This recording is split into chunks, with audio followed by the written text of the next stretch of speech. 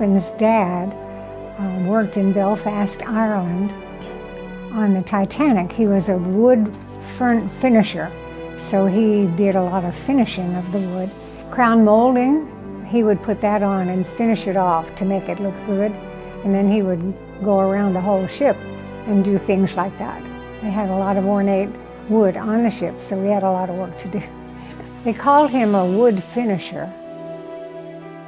Janice Peoples' bloodline has quite a heritage, from her father-in-law who worked on the Titanic to her mother-in-law who worked directly for the Queen Mother in Scotland.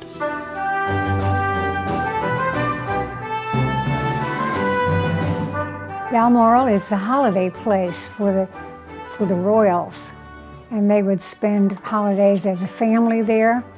When she worked at Balmoral, she was one of 3 of the ladies in waiting for the Queen Mother, and she would make the bed of the Queen Mother, take care of the bedroom and clean the house.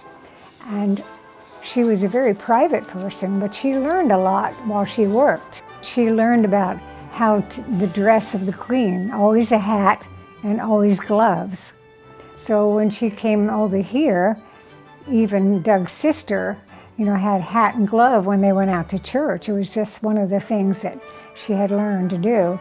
It was a big deal. To have this job in Scotland was an honor.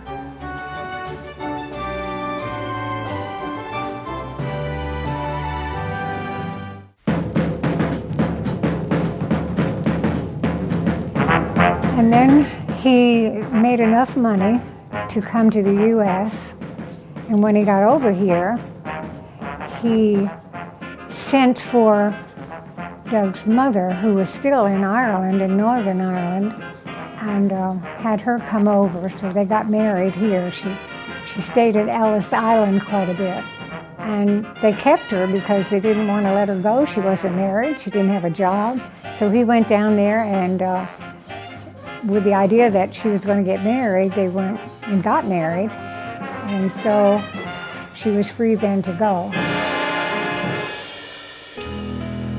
With this heritage, Janice and her husband decided to go into the ministry. We felt the call to seminary full-time and got our master's degree in music.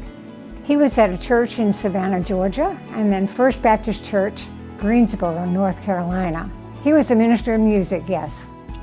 We were there about 18 years, and then he took a job as church administrator in Georgia, and we were there about 16 years.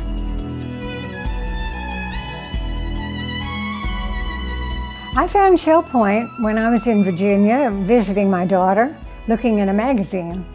And Shell Point was advertised in a magazine there, and I thought, oh, this looks really nice. 10 years ago, we came here to Shell Point. It turned out to be just right. He passed in 2016, right before Christmas, on a Sunday, just when church started. I think he wanted to move his membership.